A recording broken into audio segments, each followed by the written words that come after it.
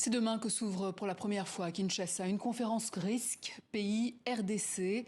Pour en parler, nous sommes en direct avec le ministre congolais des Finances et par intérim de l'économie, Nicolas Kazadi. Monsieur le ministre, bonsoir. Qu'attendez-vous de cette conférence, monsieur le ministre ? Bonsoir madame. Cette conférence, nous l'avons voulu pour avoir un cadre de discussion franc sur la perspective de la République démocratique du Congo.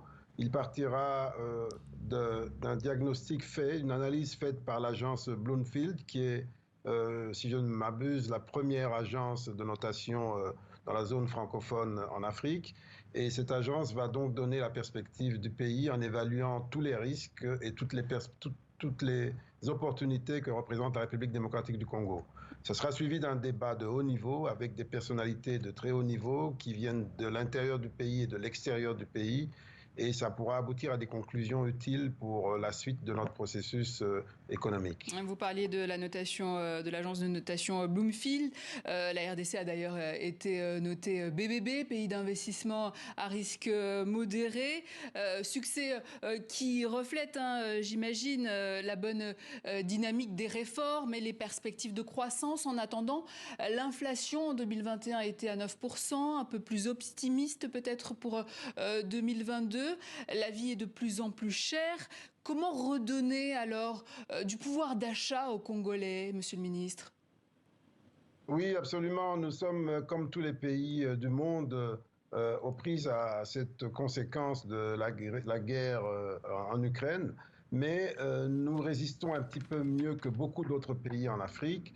Sur l'inflation, au départ, au début de l'année, nous pensions être autour de 8% en 2022, mais vraisemblablement, on va dépasser les 10%, peut-être 11%. On reste toujours dans la meilleure tranche comparée à d'autres pays africains.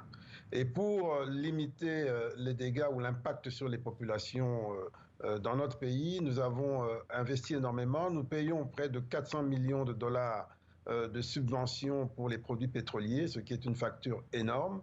Nous payons près d'une centaine de millions pour les exonérations de taxes sur la valeur ajoutée de certains produits essentiels. Et puis, nous avons toute une politique sociale. Nous avons procédé à des augmentations de salaire cette année, environ 45% d'augmentation en moyenne pour la fonction publique. Et nous avons une série de dépenses sociales importantes que nous faisons dans le secteur de la santé. Nous sommes en train d'étendre la couverture santé au sein du secteur public. Le chef de l'État a décrété récemment la gratuité de l'accouchement, en commençant par Kinshasa cette année, et ça va s'étendre aux autres provinces l'année prochaine. Donc il y a un gros effort social qui est fait. Il est permis par ces ressources budgétaires qui sont en nette augmentation. Nous avons entre 2020 et 2022 doublé les recettes, bientôt triplé avec le budget 2023 qui a été déposé il y a quelques jours à l'Assemblée. On pourra tripler le montant du budget en République démocratique du Congo en un temps relativement court. Vous parliez des augmentations de salaire, mais les fonctionnaires ont vu leur salaire augmenter de moins de 20 000 francs CFA, soit 10 dollars. Est-ce que vous pensez que cela soit suffisant ? Quel que soit le montant en chiffre absolu, d'abord vos chiffres, il faut que je les vérifie, mais quel que soit le montant en chiffre absolu, ce qui est important, c'est l'accroissement qui est fait.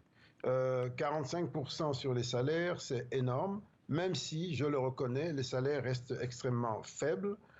Nous avons l'ambition d'aller encore plus loin, mais avant de le faire, nous avons déjà commencé à procéder à l'assainissement des fichiers de la fonction publique parce qu'il y a là également énormément de choses à revoir.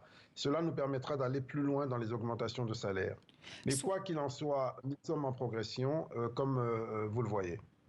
Monsieur le ministre, 76% de la population vit avec moins de 2 dollars par jour, alors que la polémique continue sur le salaire des députés. On parle de 21 000 dollars par mois, beaucoup plus qu'ailleurs dans le monde. La société civile a exigé la publication de ce que gagnent les élus et les dirigeants. Monsieur le ministre, combien gagne un député ou un ministre comme vous, par exemple, en RDC ? Il n'y a absolument aucune difficulté pour cela. Pour ce qui est des députés, j'ai eu à le dire récemment dans un média local, le salaire des députés est de l'ordre de 7 000, l'équivalent de 7 000 dollars, environ, le salaire net, environ 14 millions de francs, auxquels s'ajoutent des primes qui sont variables, qui sont diverses et qui sont faites selon la volonté de l'Assemblée elle-même, qui est relativement indépendante dans la gestion de sa subvention, de sa dotation.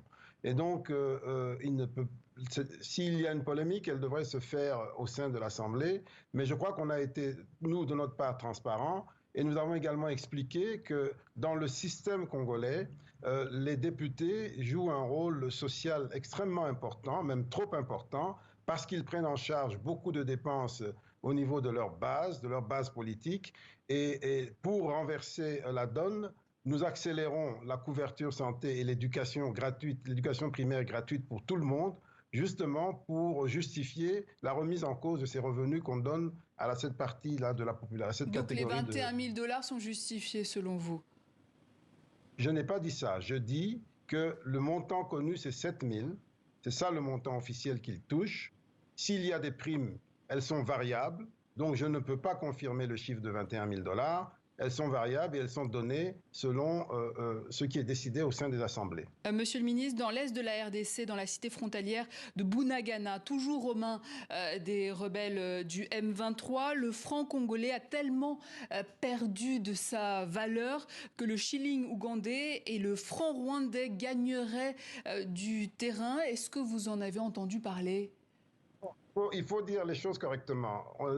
Il n'a pas perdu de sa valeur.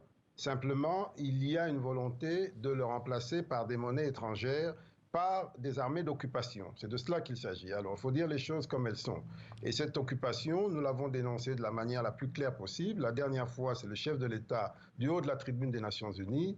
Ça fait partie des défis qui sont les nôtres. Et comme je l'ai sous-entendu, nous sommes en train d'émerger d'une longue situation qui a duré des décennies de crise. Pour la première fois que nous avons un pouvoir civil pacifiste de longue tradition de lutte démocratique au pouvoir, qui est en train de mettre en œuvre une transformation totale sur le plan économique, ça ne peut pas plaire à tout le monde. Il y en a qui n'ont connu que le sang pour accéder ou se maintenir au pouvoir, et ça ne plaît pas à tout le monde, ce début d'émergence, mais quoi qu'il en soit, nous avançons et nous avancerons. Nicolas Cassady, merci. Je rappelle que vous êtes ministre congolais des Finances et par intérim de l'économie.